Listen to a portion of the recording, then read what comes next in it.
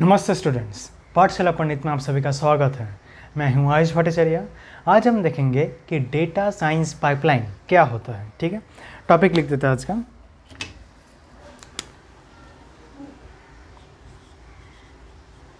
Data science pipeline. तो data science pipeline एक तरह से बोल सकते हो कि मतलब एकदम स्टार्ट से लेकर एंड तक क्या क्या स्टेप्स होते हैं, उस सभी स्टेप्स को अगर एक साथ मिला दे तो बनता है डेटा साइंस पाइपलाइन। ऑलराइट, तो क्या है वो स्टेप्स? अगर हमें उन स्टेप्स को अच्छे से डिफाइन करना है तो कौन से स्टेप्स हैं? तो चलो देख लेते हैं एक एक करके। सारे के सारे 6 स्टेप्स होते हैं। ठीक है, एक एक करके देखते हैं अभी। Data collection, data processing, data visualisation, data analysis, decision, feedback. तो अब देखते हैं कि डेटा कलेक्शन क्या होता है। ठीक है, डेटा कलेक्शन का मतलब है कि अलग अलग सोर्सेस से डेटा कलेक्ट करना। अब इन सारे स्टेप्स को हम एक ही एग्जांपल से समझेंगे। ओके, तो सोचो कोई कॉलेज है, ठीक है, कोई भी एक कॉलेज है, उसे अपना जो एवरेज पैकेज है, ठीक है, उसे अपना जो एवरेज पैकेज है वो बढ़ाना है। ठीक है, तो सोचो एक कॉलेज है, उसका एवरेज पैकेज है 5 लाख। ठीक है, ऐसा एक एग्जांपल ले रहा हूँ। 5 लाख से उसका एवरेज पैकेज जो उनके स्टूडेंट्स को मिलते हैं जब वो पास आउट होते हैं। तो वो जो एवरेज पैकेज है, ठीक है, उसे बढ़ाना कैसे है? डेटा साइंस के सहारे। तो सबसे पहले तो हमें डेटा कलेक्ट करना पड़ेगा। अब डेटा कलेक्ट अलग अलग सोर्सेस से होगा। हो सकता है कि हम कंपनीज से, ठीक है, अलग अलग कंपनीज से उनका जो मतलब क्या क्या सैलरीज प्रोवाइड करते हैं फ्रेशर्स को, वो हम अलग अलग डेटा लेंगे। फिर स्टूडेंट से भी हम अलग अलग डेटा लेंगे कि उन्होंने कौन सा सब्जेक्ट की पढ़ाई की, मतलब उनका ब्रांच कौन सा था, और साथ ही साथ उनका ये क्या था, मतलब उनका पैकेज क्या मिला था जब उन्होंने इंटरव्यू दिया था। ठीक है, तो ये है डेटा कलेक्शन। ओके, इससे मतलब सारे के सारे हमने डेटा कलेक्ट कर लिया। नेक्स्ट आता है डेटा प्रोसेसिंग। अब इसमें क्लीनिंग, ट्रांसफॉर्मेशन सब कुछ आता है। जैसे कि पहली बात सोचो कि जो डेटा हमें मिला है उसको हमने असेंडिंग ऑर्डर में अरेंज कर दिया। ठीक है, असेंडिंग ऑर्डर में हमने अरेंज कर दिया। फिर देखा कि कुछ कुछ जो वैल्यूज़ है वो नल है। नल बहुत कारणों से हो सकता है कि कभी कभार जो स्टूडेंट है उसको ऑफ कैंपस प्लेसमेंट मिल गया हो, ऐसा भी हो सकता है। तो वो उन वैल्यूज़ का हमें क्या करना है? जो नल वैल्यूज़ हैं, क्या हमें उसे हटा देना है, या फिर क्या हमें जो ऑफ कैंपस प्लेसमेंट हुआ है उसका वैल्यू डाल देना है, या फिर कोई एक एवरेज वैल्यू डाल देना है? क्या करना है एग्जैक्टली? तो वो आता है डेटा प्रोसेसिंग में।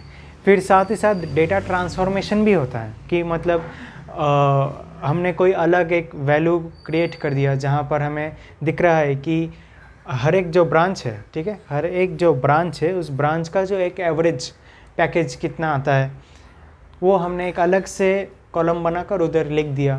तो ऐसे करके हम अलग अलग प्रकार के डेटा क्लीनिंग, ट्रांसफॉर्मेशन और अगर और भी कुछ आता है वो सब हम कर सकते हैं।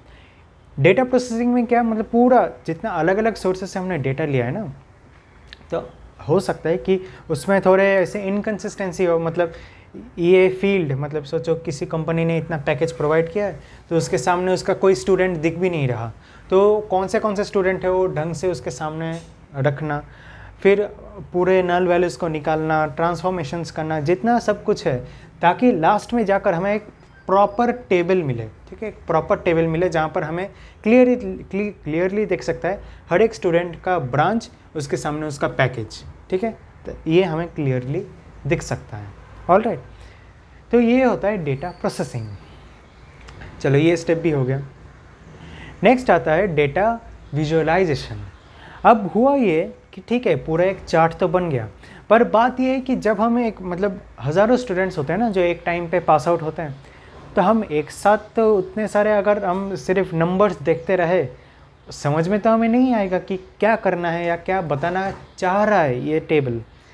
तो हम उस टेबल का चार्ट बनाते हैं। ठीक है, चार्ट मतलब वो आलू चाट नहीं, चार्ट एक हाँ CHART, ठीक है, CH, ये चार्ट हम बनाते हैं, ठीक है। तो टेबल से हमें चार्ट बनाना है, ताकि चार्ट से ही हमें पता चलेगा कि हो क्या रहा है।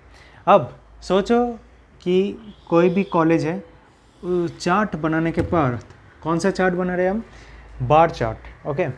तो ये है पैकेज, ठीक है, ये है पैकेज या सैलरी मान लो अभी के लिए, सैलरी।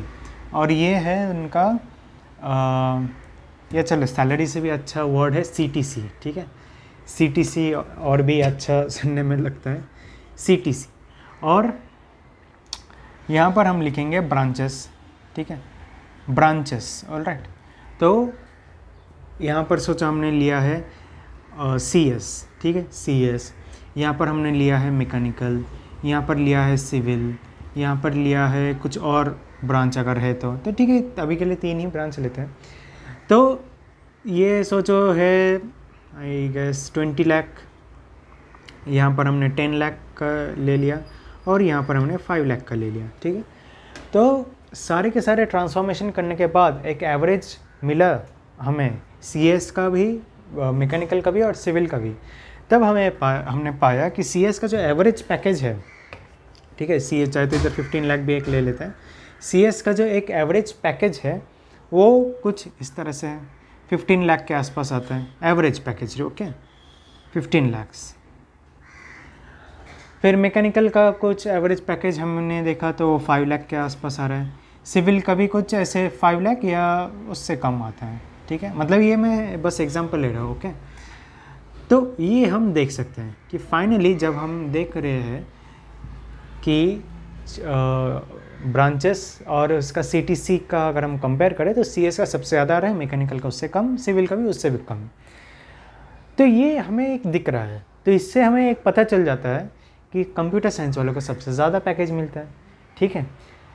तो ये एक हो गया, ऑलराइट, ये एक हो गया। और भी अगर कोई किसी और प्रकार का अगर हमें चार्ट बनाना है, ठीक है, अगर हमें किसी और भी प्रकार के ऐसे चार्ट्स बनाने हैं तो हम ऑफ कोर्स बना ही सकते हैं। अब ये क्या है, ये है एवरेज, ठीक है, ये है एवरेज AVG CTC, ये है एवरेज CTC। हम और भी प्रकार के ऐसे डायग्राम बना सकते हैं। सोचो कि ऐसे हमने बना दिया, ऑलराइट। अब हम देख सकते हैं कि जैसे जैसे हम स्टूडेंट्स, जैसे कि ये हमने, ये भी CTC है, एवरेज करके हमने ले लिया, ठीक है, एवरेज CTC। तो एवरेज CTC या चलो एवरेज नहीं, इधर हम ले लेते हैं मीडियन CTC, ठीक है। एवरेज के जगह हम लेंगे, इधर भी इरेज कर देता हूँ थोड़ा, ओके। तो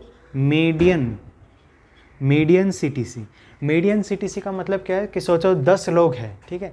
अब अक्सर क्या होता है कि हर एक कॉलेज जो है, ठीक है, हर एक कॉलेज का एक बंदा ऐसा होता है या 2-3 बंदे ऐसे होते हैं जिनको बहुत अच्छे पैकेज मिलते हैं और बाकियों को मतलब वही 5 लाख 6 लाख का ऐसे पैकेज मिलता है। 2-3 लोगों को एकदम 40-50 लाख का पैकेज और बाकियों को 5-6 लाख का पैकेज। तो ऐसा भी मतलब एक मीडियन CTC का मतलब ये है कि जो सारे के सारे बच्चे हैं उनमें से जो मिडिल बच्चा है, मतलब मिडिल स्टूडेंट है, सब असेंडिंग ऑर्डर में हमने लगा दिया, ये 50 लाख, ये 40 लाख, ये 10 लाख, 5, 4, 3 ऐसे करके लगा दिया। तो जो बीच वाला है उसे कहते हैं मीडियन। तो मीडियन का क्या CTC है, उस मीडियन स्टूडेंट का क्या CTC है, वो हम अभी इधर रिकॉर्ड कर रहे हैं। तो हमने पाया कि इधर सोचो ये हमने टाइम ले रहे, ठीक है, अभी टाइम या फिर students, okay, students, number of students, okay, अभी के लिए नंबर ऑफ़ स्टूडेंट्स लेते हैं, नंबर ऑफ़ स्टूडेंट्स। तो फॉर कंप्यूटर साइंस हमने ये पाया कि जब हमारे students, number of students computer science के बस 200 थे, ठीक है, हमारे पास जब सिर्फ 200 स्टूडेंट्स हैं कंप्यूटर साइंस के, तब हमारा जो मीडियन CTC था वो थोड़ा इधर था, ठीक है, मान लो ये 5 है, 5 लाख का। अब नंबर ऑफ़ स्टूडेंट्स, ठीक है, जब हमारे स्टूडेंट्स 400 हो गए तो मीडियन CTC कुछ इधर आ गया, 4 लाख।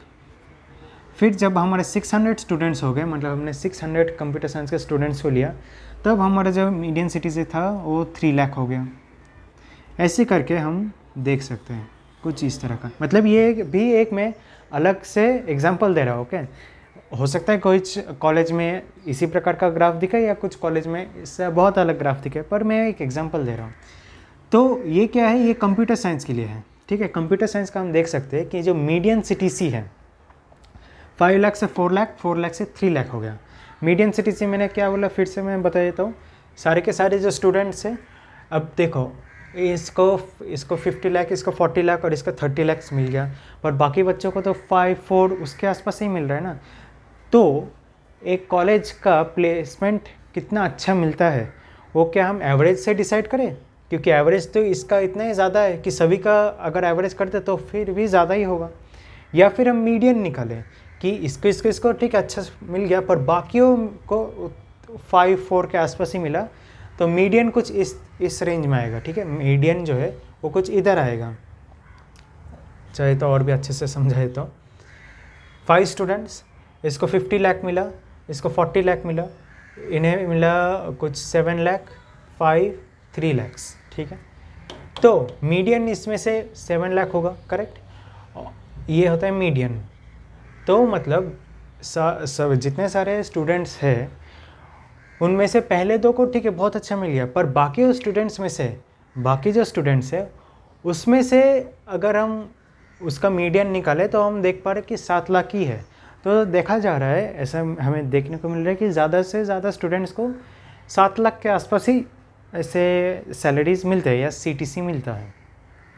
तो ये होता है मीडियन। तो ये भी एक अच्छा तरीका है किसी कॉलेज का प्लेसमेंट को जज करने के लिए। ऑलराइट, तो इसलिए मैंने मीडियन सीटीसी करके भी एक ऐसा वेरिएबल या इस तरह से एक मेजरमेंट लिया है। तो हम ये भी देख सकते हैं कि जैसे जैसे स्टूडेंट्स बढ़ रहे हैं वैसे वैसे मीडियन सीटीसी कम हो रहा है।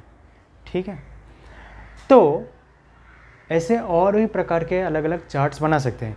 ये होता है बार चार्ट, ये होता है लाइन चार्ट। ओके, तो ये क्या होता है, इसे कहता है डेटा विजुअलाइजेशन, जब हम क्लियरली एक चार्ट के सहारे देख सकते हैं डेटा को। इसके बाद होता है डेटा एनालिसिस। ठीक है, इसके बाद होता है डेटा एनालिसिस। अब एनालाइज करना पड़ता है कि एग्जैक्टली